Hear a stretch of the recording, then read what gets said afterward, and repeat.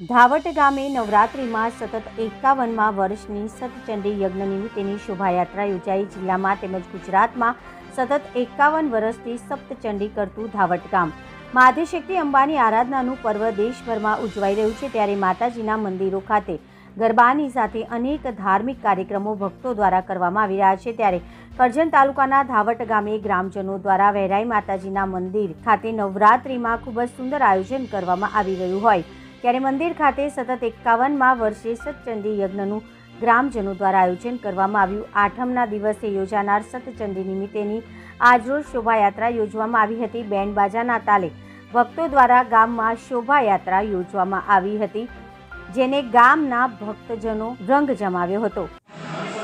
આજ રોજ ધાવટ ગામે 51 વર્ષથી સતચંડી યજ્ઞ ચાલતો આવ્યો છે. એ નિમિત્તે ગામજનો, વડીલો, યુવાનો, બહેનો, ફોયો, લેડી સ્ટાફ ગામની ગરબા અને બધી રીતે 51 વર્ષથી સત્સંગી યજ્ઞ સારી ધામધૂમથી ઉજવાઈ રહ્યો છે અને બધાના સહકાર પૂર્ણથી કાર્ય થાય છે.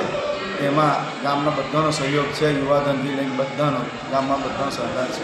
આજે શું કાર્ય કરવામાં આવ્યું? આજે 51 વર્ષના નિમિત્તે આજે ગામમાં જલયાત્રા નિમિત્તે ગામના બહેનો, છોકરીઓ, ફોયોને બોલાવી આમંત્રિત કરી વાસ્તે ગાસ્તે બેન્ડ સાથે શોભાયાત્રા અમે કાઢેલી છે. માતાની જય. વડોદરા જિલ્લાના ધાવટ ગામે નવરાત્રિના ઉત્સવની અંદર છેલ્લા 51 વર્ષથી સતચંડી મહોત્સવ ઉજવાઈ રહ્યો છે.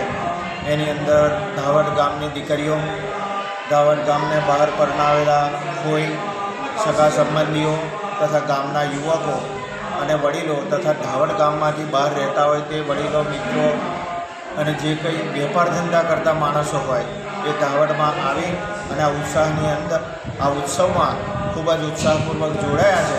અને ગામની અંદર અત્યારે ખૂબ જ આનંદ, ઉત્સવનો માહોલ છવાયેલો રહ્યો છે.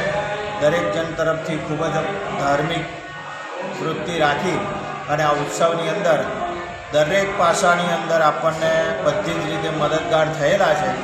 બીજું ખૂબ જ જાણવા જેવી બાબત એ છે કે વડોદરા જિલ્લાની અંદર ધાવટ ગામ એવું છે કે છેલ્લા 51 વર્ષથી આ સતચંડી યજ્ઞ ઉજવાઈ રહ્યો છે. એ ખાલી વડોદરા જિલ્લામાં ધાવટ ગામ સિવાય કોઈ જગ્યાએ 51 વર્ષથી કન્ટિન્યુઅસ ઉજવાતો હોય એવું કોઈ જગ્યાએ આપણને જોવા મળી છે. તો આપણા ભાગ્ય છે કે ધાવટ ગામની અંદર છેલ્લા 51 વર્ષથી કન્ટિન્યુ સતચંડી મહાયજ્ઞ ઉજવાઈ રહ્યો છે. એટલે એનો અમને ધાવટ ગામના યુવાનો, વડીલો, મહિલાઓ બધાને ગર્વ છે.